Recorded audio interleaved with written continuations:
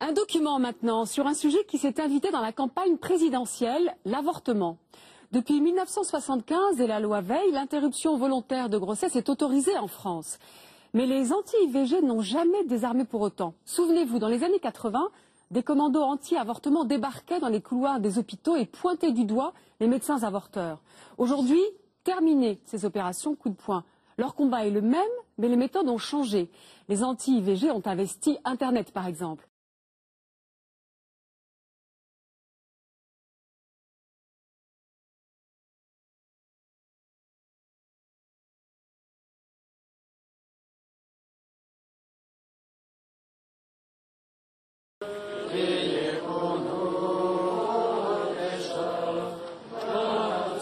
Enlever un enfant, c'est enlever une couleur au monde.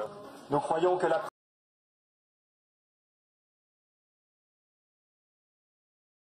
est puissante.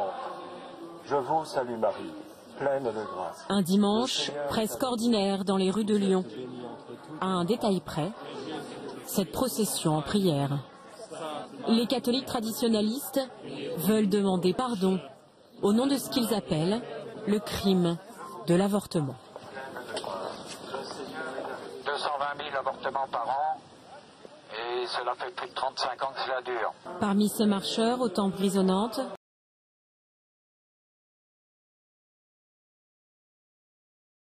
un homme attire notre attention. Il a une quarantaine d'années, n'a pas de chapelet à la main, et devant notre caméra, il va tenir des propos d'une très grande violence. Aujourd'hui, nous sommes face à une dictature totalitaire qui massacre des enfants innocents. Nous sommes face à des criminels. Alors, venir prier ici, c'est très bien, mais ensuite je vous invite à venir nous rejoindre. Cet homme est devenu une figure chez les anti-avortements. Nous devons stopper un régime qui est pire que le régime nazi et que le régime stalinien. Nous devons stopper ces criminels. Il s'appelle Philippe Isnard et il a été professeur dans l'éducation nationale. Ses propos trouvent-ils une résonance? Y a-t-il un renouveau des militants anti-IVG? Et quels sont leurs modes d'action? Nous allons vous faire découvrir une nouvelle génération qui conteste la loi Veil. Ils sont jeunes, modernes, utilisent tous les outils de communication. Nous allons vous raconter leurs nouvelles méthodes, décrypter leurs discours. Enquête sur le nouveau visage des anti-IVG.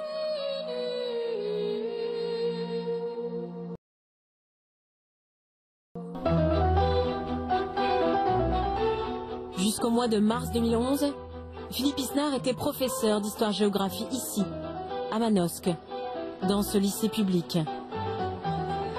Pendant des années, il a répété à ses élèves le même message: l'avortement est un crime. Nous avons rencontré Noémie, Aude et Marion. Elles ont été ses élèves et trouvé bien étranges les discours continuels de ce professeur.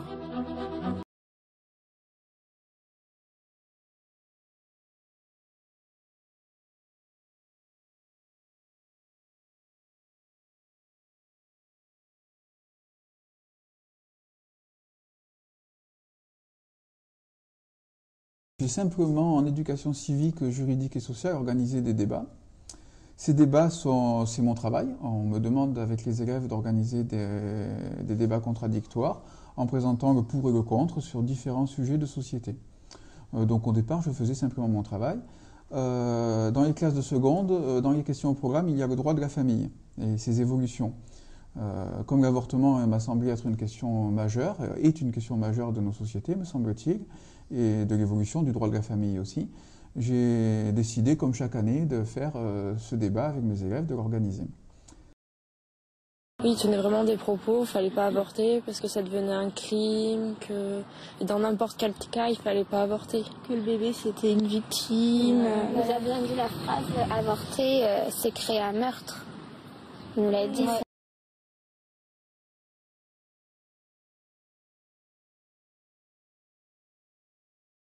Alors celui de France 3 Méditerranée, c'est la perle, puisque lorsque je visionne ces reportages sur Internet, et ils sont encore accessibles, le journaliste interroge 2 élèves. Ces élèves, je ne les ai pas vus, ils n'appartiennent pas à mes classes. Et donc, j'ai écrit une lettre en recommandé à France 3 pour protester. Et leur réponse est qu'ils me refusent précisément tout droit de réponse. Alors, on interviewe 2 élèves qui salissent votre réputation et qui disent que ce cours était inadmissible, et ce ne sont pas vos élèves. Et ce ne sont pas mes élèves, ils n'ont pas pu assister à mon cours.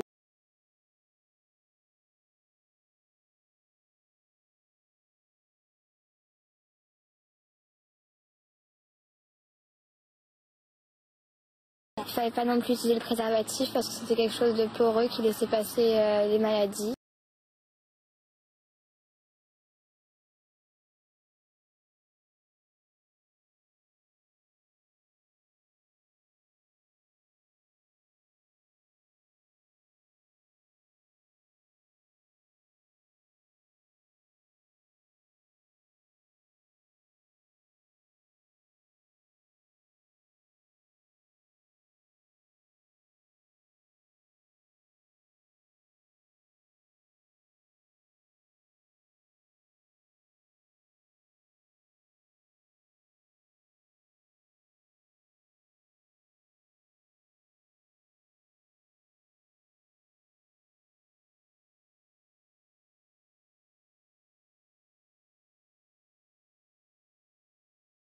Mais un jour, Philippe Isnard va trop loin.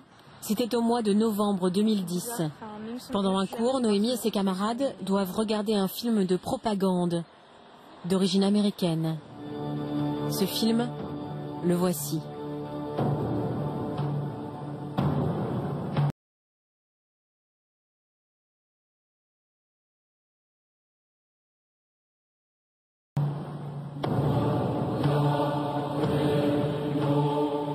Un montage d'images insoutenables, le tout sans commentaire, pendant plus de 6 minutes. Dans la salle de classe, Noémie s'effondre en larmes.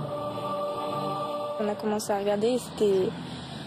Enfin, il y avait tout, il y avait la musique, l'ambiance, et on a commencé à pleurer, on est parti, et après on a rejoint celle qui était au fond de la salle qui voulait pas voir la vidéo, et du coup on n'était pas trop bien, on voulait sortir et il a pas voulu.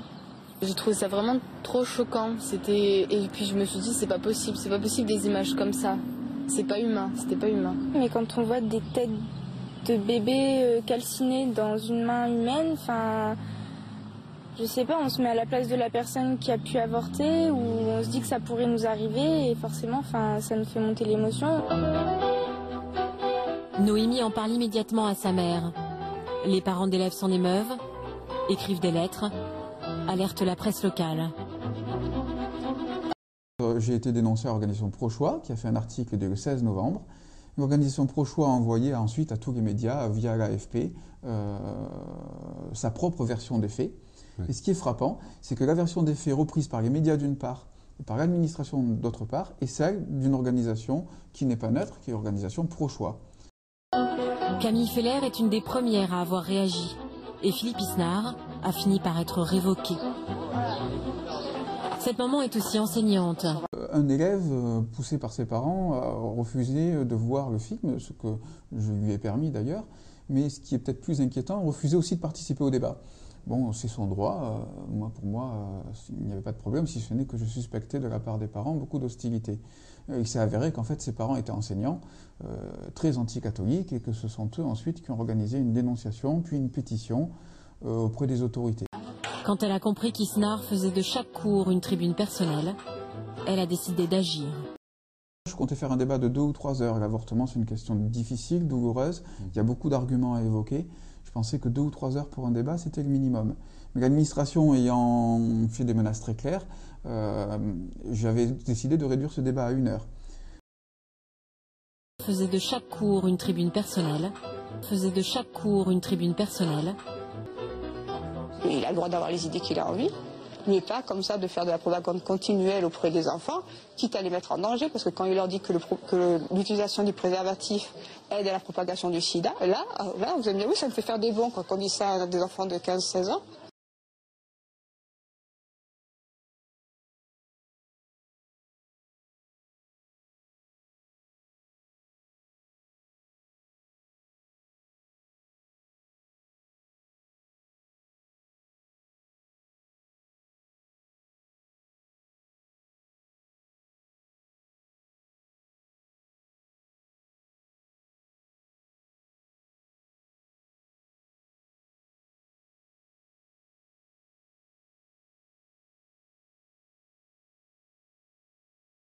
Bon, ben, parce que je trouve que c'est criminel de dire des choses comme ça, quoi. Ce soir, elle nous invite à une soirée débat aux côtés de parents d'élèves. Non. Oui, il paraît qu'il va faire appel, mais bon, pour l'instant, il est révoqué définitivement. Tous cherchent encore à comprendre comment le professeur a pu agir aussi longtemps. Moi, je commençais vraiment à réagir plus fortement quand mon fils m'a dit « Mais maman, il convainc des garçons ». C'est un scandale qu'un tel film ait pu passer dans un établissement scolaire. Qu'un tel film puisse passer, mais alors on n'a qu'à passer un film porno, on n'a qu'à... Je veux dire, non, mais c'est la porte ouverte, c'est une honte. Mais il a eu la bêtise de distribuer ce tract et de montrer ce film. Sinon, je pense qu'il pourrait continuer à sévir des années. On ne peut pas laisser faire ça. Je crie Simone au secours. Il me vient une idée. Moi, je propose que le lycée des Iscles soit rebaptisé lycée Simone Veil. Je précise que le débat étant annoncé à l'avance, tous les élèves avaient à venir avec des éléments pour et contre. Donc pouvaient amener toutes les sources de leur choix. Quel impact cette vidéo a-t-elle pu avoir sur ces élèves? Nous avons voulu montrer ce film au professeur Israël Nizan.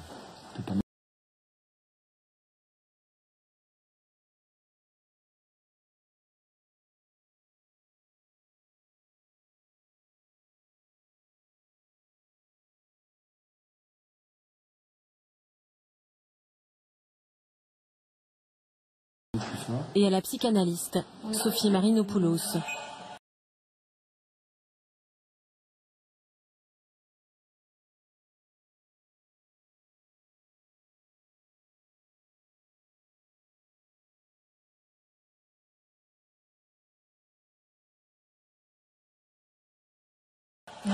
Deux spécialistes de l'IVG en France. Je connais ça. C'est trop dégueulasse de faire ça. Comment tu peux passer ça à des enfants? Ils ont entre eux 14 et... Oui, enfin les plus jeunes ont 13-14 ans, mais... Alors, ce sont des lycéens et ils ont donc environ 16 ans, voire plus, ils ont redoublé. Comment peuvent-ils se remettre de ça? Mais c'est... Moi, je suis... Ah oui, là, je suis effarée de ce qu'on est capable de faire, de provoquer par idéologie sur nos propres enfants. Selon Israël Nizan, cette vidéo est une manipulation. Les images montrent des fœtus de 6 à 8 mois.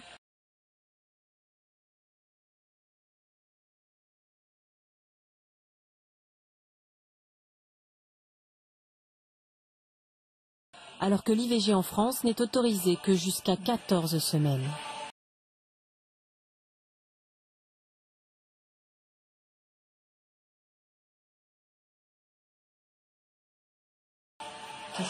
C'est du trucage, d'un bout à l'autre.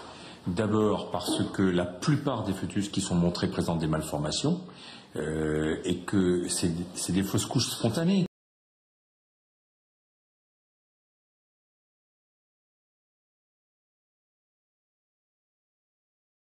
C'est-à-dire c'est des enfants qui étaient morts et qui forcément, quand ils sortent, sont macérés, ont l'impression qu'ils sont brûlés, etc. Mais ils sortent eux-mêmes parce qu'ils ont arrêté de vivre dans le ventre de leur mère.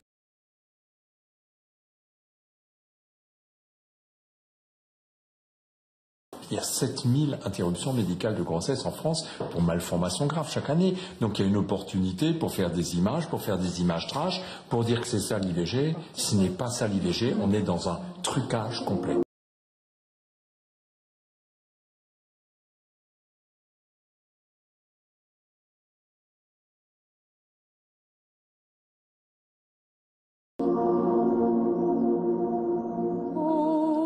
À Manosque, une question reste en suspens. Philippe Isnard a-t-il agi seul? Ou n'est-il que le relais d'un réseau plus large?